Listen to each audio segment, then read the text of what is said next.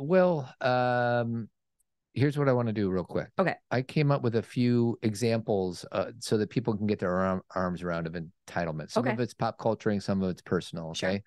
First one is the college scandal where the Hollywood people were helping their kids cheat on the SATs, ACTs. Yeah.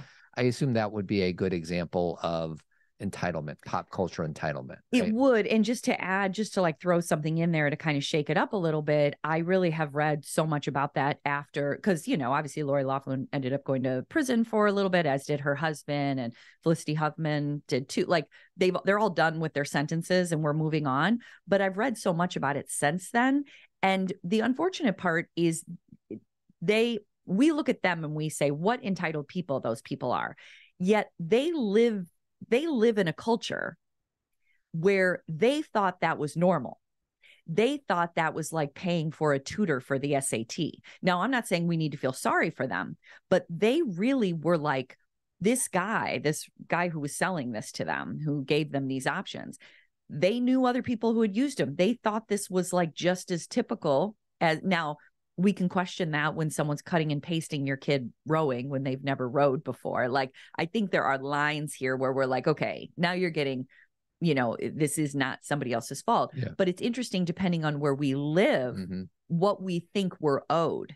Because, like, for example, if you are in some of the Chicago public schools, not all, but when I used to work in the Chicago public schools with, you know, when I was a therapist and I would go in there and help with IEPs and stuff like that, there are certain schools that really couldn't help administer that IEP. They didn't have enough staff to do it. They really didn't have the manpower or even the, you know, like enough social workers to like make these things happen. And so sometimes you have kids in certain schools who aren't getting, even if they're in a public school, what they need to succeed. And then when you're in maybe more of a wealthy community with, you know, there's more accessibility.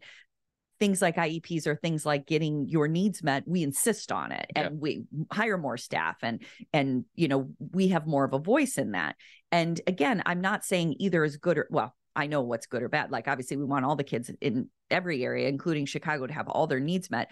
But I think some parents are like, I'm never going to get my needs met. Like, they don't feel entitled to it because they know it's not going to happen.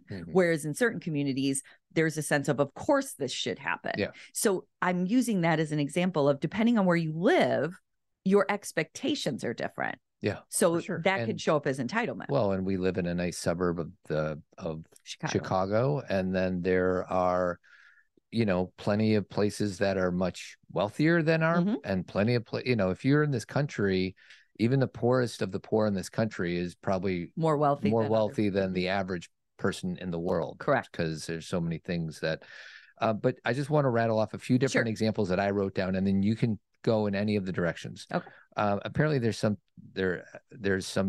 on Instagram called the rich kids of Instagram. Like, I'm trying to think of things that would really get me going, like stir me up. Like, that sounds like a channel I probably wouldn't want to spend much time in. I thought of, I'll say, in a heteronormative relationship, there's a culture where men think that if they take their girlfriend out for dinner, that they are owed certain things. That would be a sense of entitlement. Correct. Do we feel like we deserve respect from younger people simply because we're older? Yeah, that's entitlement. That's entitlement, right? Airlines, like, okay. I need to get to my customer by 3 o'clock, but there's a 4-hour delay because there's a mechanical thing. It's really entitled for me to sit there and judge and complain when they're just trying to keep me safe. Correct. Okay. Yeah. So anyways, those are a few of my examples that I came up with. And the way I look at it is I really use the common humanity piece with things like flights, because of course I want the flight to, and I get frustrated if it doesn't, you know, take off when it's supposed to. And I feel all the feelings everybody does. But when you think about common humanity, when you think about, like, everybody here needs to get somewhere. Yeah. Like, when people are yelling at the ticket person saying, I need to get here and I was told, and I'm like, hey, buddy, we were all told. We all paid for this ticket. We all expected to take, you know, so it's when we feel this, like, it's about me versus, and there's nothing wrong with getting frustrated about it. That's human behavior. But when we start putting our anger on someone else, saying, I deserve to get somewhere. I don't care about all these other people. Yeah. I feel like customer service, like I'm thinking of waiters and waitresses. Right.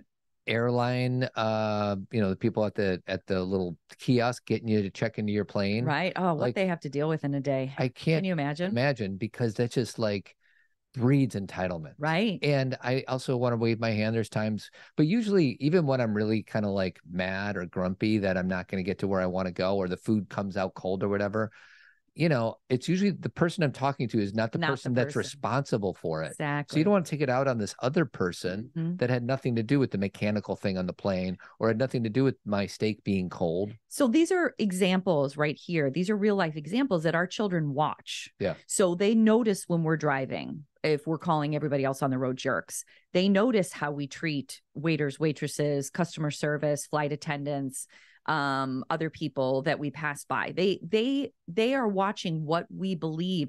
And again, it's very different. Like this is where, we kind of walk this balance beam of, it's very different than believing that you should get what you paid for or whatever. Like, for example, if something happened, I could totally see Todd and I doing this. Like if something happened with a flight, or it didn't take off on time, or they, canceled it altogether and we had to figure things out, I could see us calling the airline when we got home and being like, we need some kind of refund for what just happened. Yeah.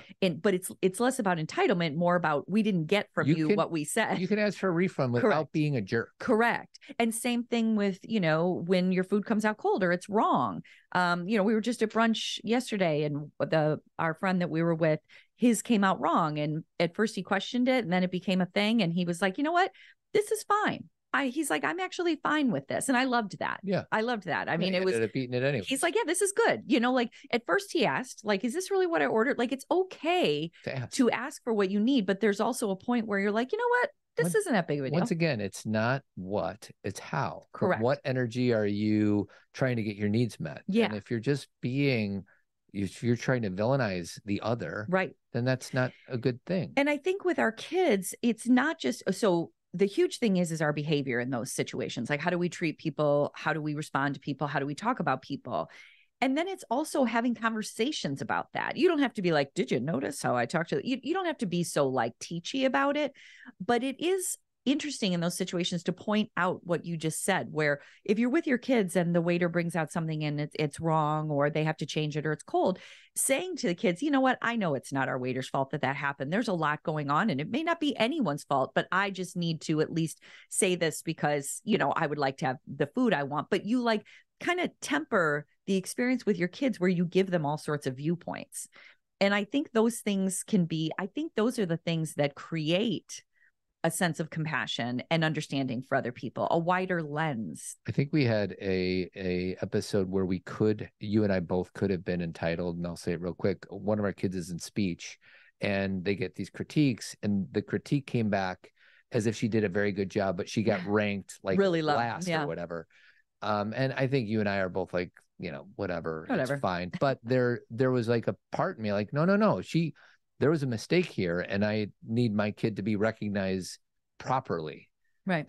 So I just think that was an easy way for. I think that was an interesting discussion with her, because I don't think you may have thought that, but you didn't say anything like that. Like, we don't need anything to change. This is just like one tournament. It's an experience. And I even think that's not that I would create that experience for her, but that's a good experience for her. Sometimes things get mixed up. Like, we were at Manish and Chris's last night, and I was saying that like one time in the, Park District, this is when I was like in third grade, I won the checkers competition, and I was supposed to get a trophy. And then when it was time for the trophies, the kid that I beat won the trophy. And I was like, this is very confusing.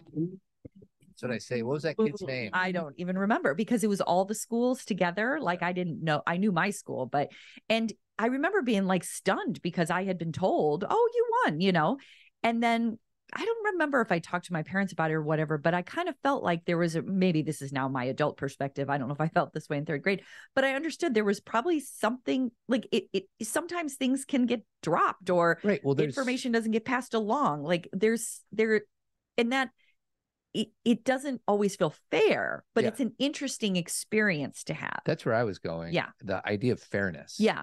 And there are times when we are treated unfairly. Correct. And does that mean we have to kind of roll over and just take it and say, well, that's just the way it is? Maybe sometimes. And then there's other times where you can stand up and try to get your needs met. Yeah. But it depends on how you go about getting those needs met. Yeah. And there's boundaries around it. You know, like we have our own boundaries about no one's going to treat me that way. That's important. But there's also boundaries around if I push this too far, this could become an issue. My kid may have to deal with the repercussions of this, or I may lose my job. Like we have to have this lens about understanding the gray area here. Things are not black and white. It's not either right or wrong. It's like there are things. So